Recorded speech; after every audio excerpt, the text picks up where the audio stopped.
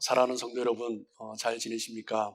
우리 모두가 하나님의 은혜 가운데 강건하시고 하나님의 은혜를 경험하며 살아가시는 복된 삶 되시길 주님의 이름으로 축복합니다. 지난 주일 엘리야의 모습을 통하여서 우리가 어려운 일을 당할 때 어떤 모습으로 살아야 되는지 그것을 함께 살펴보았습니다. 당대 최고의 권력인 아합과 이세벨 앞에서 하나님의 공의와 심판을 선포하는 그 순간부터 엘리야의 삶은 험난한 삶을 살게 되었습니다. 신앙의 삶이란 정도의 차이는 있겠지만 이 세상을 다스리고 있는 악의 세력과 대항하는 것이기 때문에 우리는 결국 세상을 의지하지 않고 하나님만을 의지하며 살아가야 하는 것입니다. 그런데 문제는 무엇인가 하면 하나님의 뜻을 따라 하나님의 인도하심을 따라 살아가는 것이 아무 문제가 없다는 것이 아니다라는 것입니다. 때로는 하나님을 따르는 것 때문에 더 큰 어려움이 생기기도 하는 것입니다. 하지만 분명한 것은 그 인도하심을 받는 삶이 힘들수록 이 세상 사람들이 결코 경험할 수 없는 은혜와 가치를 경험할 수 있습니다. 하나님은 엘리야를 그리 시냇가로 이끄셔서 까마귀를 통하여 먹이셨습니다. 광야에서 까마귀가 날라주는 음식을 먹는 삶은 결코 넉넉하지 않습니다. 그 광야에서 엘리야는 하나님 한 분만으로 만족하고 하나님만을 의지하는 것을 배우면서 영적인 야성을 키워갔던 것입니다. 그런데 열왕기상 17장 7절 말씀을 보시면 시간이 지나면서 어느 정도 광야에서 까마귀를 통해 먹는 삶이 익숙해질 무렵 하나님께서는 땅에 비를 내리지 않으시고 얼마 후에 그 시내가 마르게 하셨습니다. 엘리야의 입장에서 볼 때 하나님께서 그 그리 시내가의 물을 마르게 하신 것은 이제 광야에서 겨우 먹고 살며 다시 힘을 내려 하는데 그 희망을 꺾어버린 것입니다. 만약에 엘리야가 그 현상만 바라보았다면 엘리야 또한 다시 절망하였을 것입니다. 그런데 다행히도 엘리야는 하나님의 말씀에 귀를 기울입니다. 우리 이해되지 않는 상황 가운데 있을 때 우리는 어떤 삶을 살아야 합니까?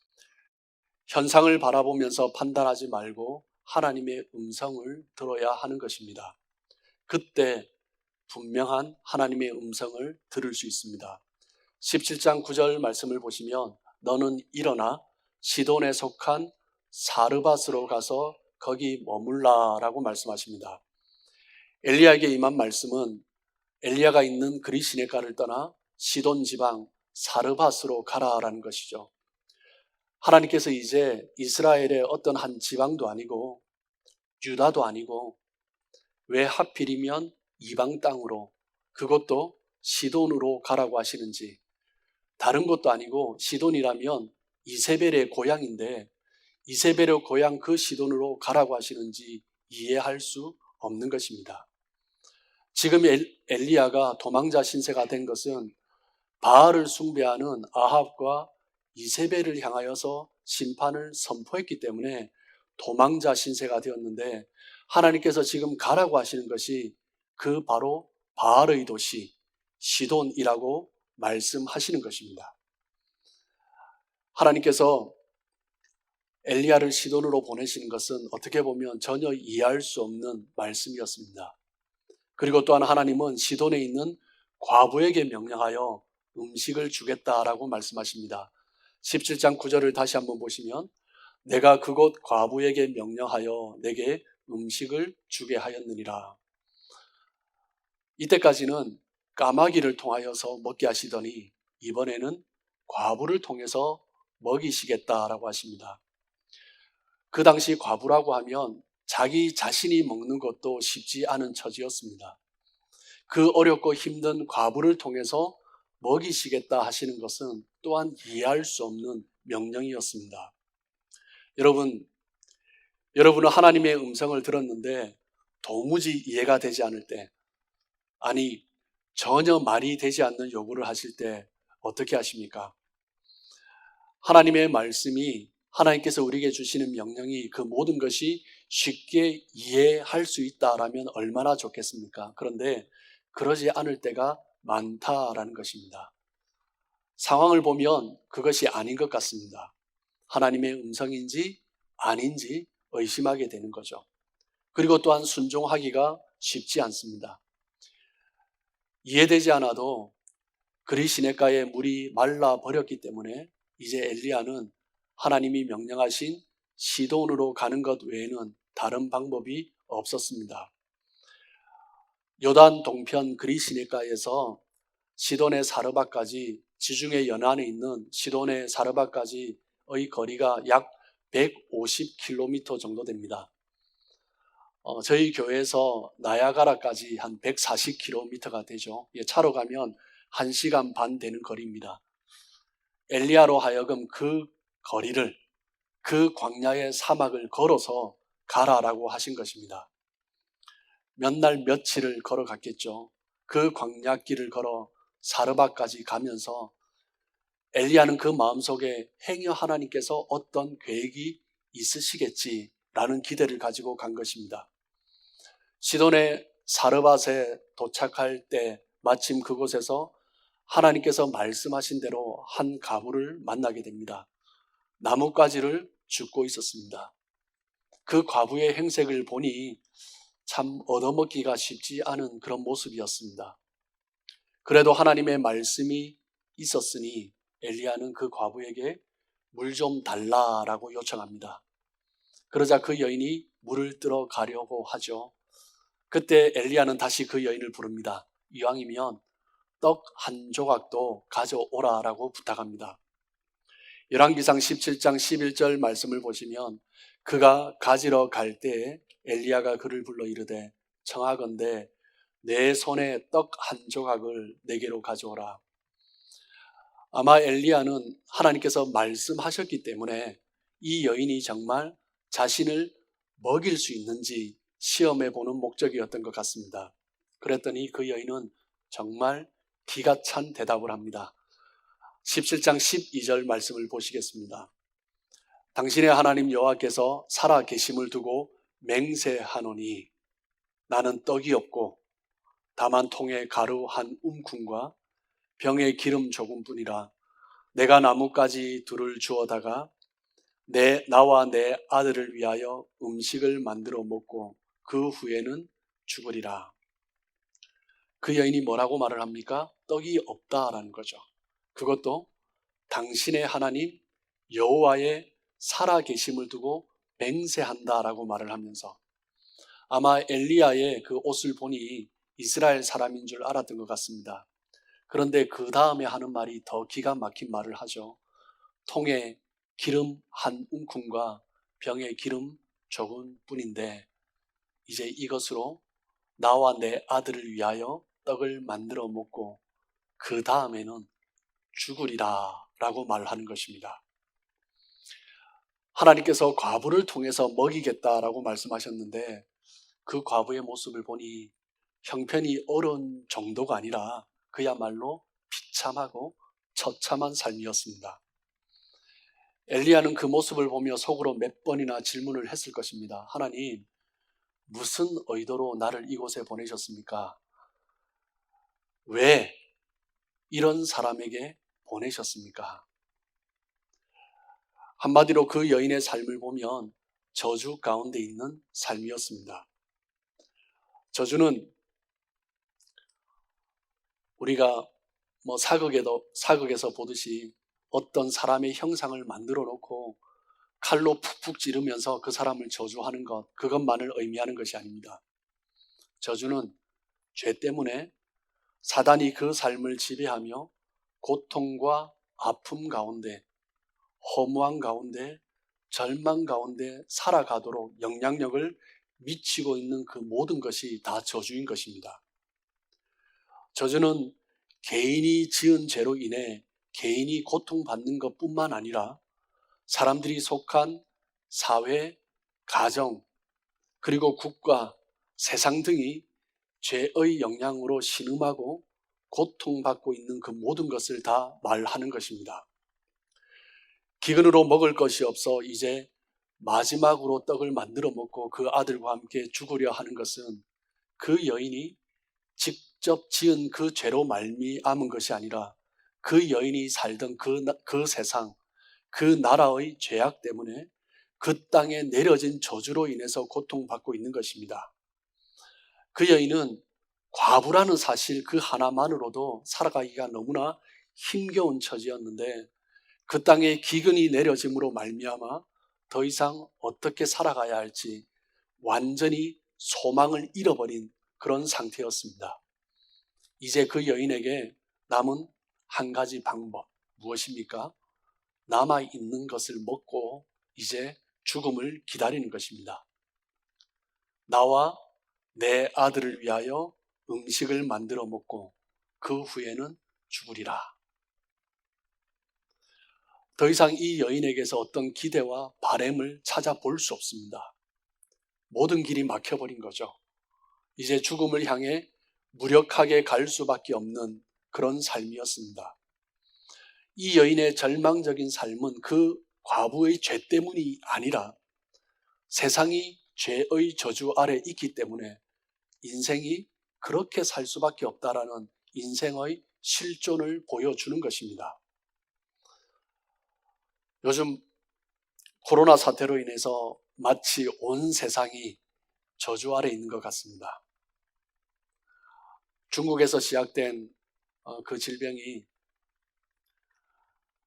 이제 온 세상을 뒤덮고 있습니다. 유럽에서는 갑자기 확진자들이 기하급수적으로 늘어나면서 선진국이라고 하는 몇몇 나라의 의료 체계가 붕괴되어 더 이상 어떻게 손쓸 방법이 없다라고 절망하고 있습니다. 이탈리아의 한 의사는 말을 하기를 이제는 건강한 사람은 살아남고 그렇지 않은 사람은 죽게 될 것이다. 이제는 걸리지 않기를 바라는 수밖에 없다라고 말을 합니다. 더 이상 소망이 없다라는 거죠. 사르밧 과부 또한 절망할 수밖에 없는 삶을 살고 있었습니다. 전혀 그 사회의 시스템이 도움을 줄 수 없는 그런 삶이었습니다. 죄의 저주로 말미암아 온 세상이 기근을 겪고 있는 세상에서 나약한 과부가 할 수 있는 것은 아무것도 없었습니다. 마지막으로 죽음을 기다리는 것이죠. 그런데 갑자기 거지 같은 행색을 한 이스라엘 사람이 찾아와서 물을 좀 달라라고 하는 것입니다. 너무나 지쳐 보이고 행색이 남루해 보여서 여인은 불쌍히 여겨서 물을 갖다 주려 합니다.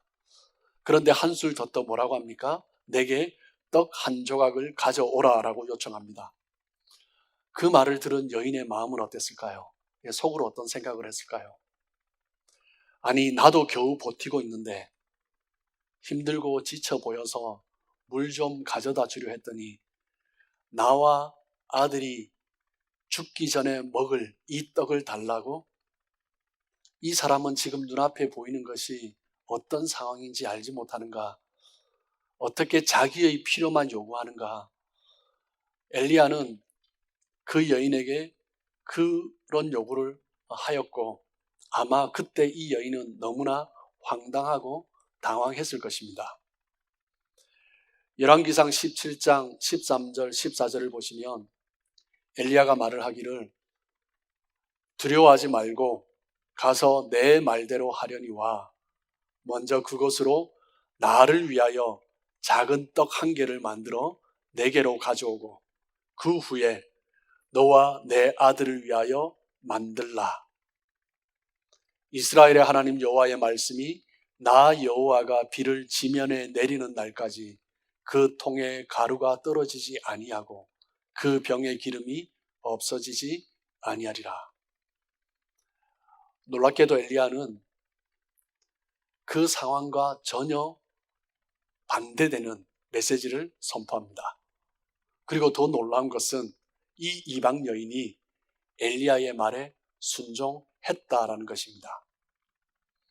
이 여인의 순종으로 놀라운 축복을 경험하게 됩니다. 15절 16절입니다. 그가 가서 엘리야의 말대로 하였더니 그와 엘리야와 그의 식구가 여러 날 먹었으나 여호와께서 엘리야를 통하여 하신 말씀같이 통에 가루가 떨어지지 아니하고 병에 기름이 없어지지 아니하리라. 이 과부는 이방인이었지만 하나님의 사람의 말에 순종하였습니다. 그녀가 엘리야에게 준 떡 한 조각은 그녀가 가진 전부였습니다. 그럼에도 불구하고 엘리야의 약속을 믿고 하나님의 사람의 그 약속을 믿고 자기에게 있던 모든 것을 내어놓은 것입니다.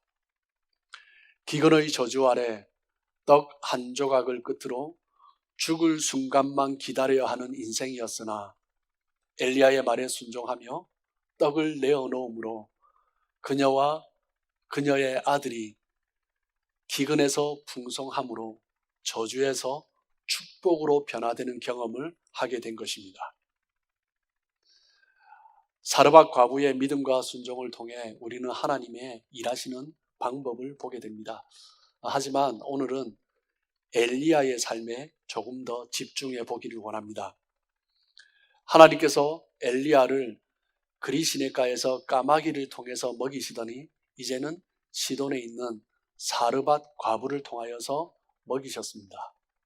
이것은 아합을 피해서 안전하게 먹게 하신 것뿐만 아니라 그보다 더 중요한 메시지가 있는 것이죠. 사람들을 피해 광야로 가게 하시고 그 광야에서 그리시네가에서 까마귀를 통해 음식을 먹게 하신 것은 엘리야에게 지난주 나눈 것처럼 신앙의 야성을 갖게 하기 위한 것이었습니다. 그리고 이제 절망 가운데 있는 사르밧 과부에게 가서 하나님께서 먹이신 것은 하나님의 사람이 어떠해야 되는가, 하나님의 사람의 정체성에 대해서 말씀해 주시는 것입니다. 하나님의 사람은 저주를 축복으로 바꾸는 사람이라는 그 신앙의 아이덴티티를 다시 정립하기 위하여서 엘리야로 하여금 시돈으로 사르밧으로 보내신 것입니다. 이 확신이 없으면 하나님의 사람으로 바로 설 수가 없는 것이죠. 여러분, 신앙의 사람이란, 하나님의 사람이란 그가 어디에 있든지 그가 있는 곳이 축복의 자리가 되는 것입니다. 저주 아래에 있는 곳이라면 바로 그것을 축복으로 바꾸는 사람, 그 사람이 바로 하나님의 사람인 것입니다. 예수님께서 이 땅에 오심으로 모든 저주를 끊고 축복으로 바꾸신 것처럼 어떤 저주도 축복으로 바꾸는 것이 하나님의 사람인 거죠. 골로새서 1장 13절 14절입니다. 그가 우리를 흑암의 권세에서 건져내사 그의 사랑의 아들의 나라로 옮기셨으니 그 아들 안에서 우리가 속량 곧 죄사함을 얻었도다. 하나님의 은혜를 입으면, 누구든지 그리스도 안에 있으면, 그리스도의 은혜를 입으면 죄사함을 얻고 흑암의 저주에서 하나님 나라의 복을 누리게 되는 것입니다. 신앙의 사람이란 그가 어디에 있든지 그가 있는 곳이라면 그곳이 저주 아래 있는 곳이라 할지라도 그것을 축복으로 바꾸는 것이 바로 하나님의 사람인 것입니다. 여러분,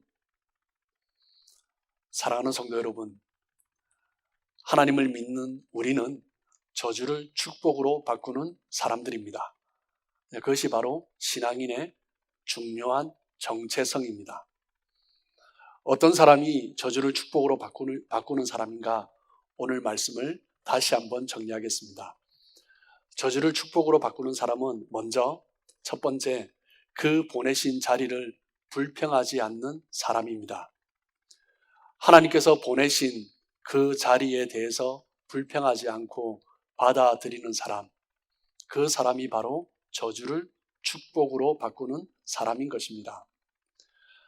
말이 안 되는 상황에서, 이해되지 않는 상황에서 자기 기대와는 전혀 다른 상황이지만 그 상황에 있는 것을 원망하거나 불평하지 않았습니다. 이것이 바로 순종 중에 가장 위대한 순종인 거죠. 가장 위대한 순종은 무엇을 대단하게 헌신해서 내어놓는 것이 아니라 하나님이 보내신 그 자리에서 주어진 상황에서 하나님의 뜻을 따라 원망하지 않고 불평하지 않고 순종하는 것입니다. 두 번째, 저주를 축복으로 바꾸는 사람은 신앙의 도전을 하는 사람입니다. 엘리야는 말합니다. 열왕기상 17장 13절 14절에 두려워하지 말고 가서 내 말대로 하려니와 먼저 그것으로 나를 위하여 떡 한 개를 만들어 내게로 가져오고 그 후에 너와 내 아들을 위하여 만들라. 이스라엘의 하나님 여호와의 말씀이 나 여호와가 비를 지면에 내리는 날까지 그 통에 가루가 떨어지지 아니하고 그 병의 기름이 없어지지 아니하리라. 엘리야는 사르밧 과부에게 자신을 위해서 먼저 떡을 만들어 오라라고 도전한 것입니다. 하나님께서 사르밧 과부를 통해서 먹이시겠다라고 말씀하셨기 때문에 엘리야는 도전한 거죠. 상황을 바라보며 상황이 어려울 때 두려움을 갖는 것은 그 상황에서 헤어나오지 못하게 하는 것입니다. 두려움은 저주에서 헤어나오지 못하게 합니다. 그렇기 때문에 엘리야는 두려워하지 말고 하나님의 약속을 믿고 따를 것을 도전하는 것입니다. 저주를 축복으로 바꾸는 사람은 상황에 얽매이지 않고 상황 때문에 두려워하지 않고 새로운 도전을 하는 사람인 것입니다. 누가 저주를 축복으로 바꾸는 사람인가? 세 번째, 기도에 몸을 던지는 사람입니다. 그 사르밧 과부의 집에 다시 문제가 터졌습니다. 그 아들이 병을 앓다가 죽은 것이죠.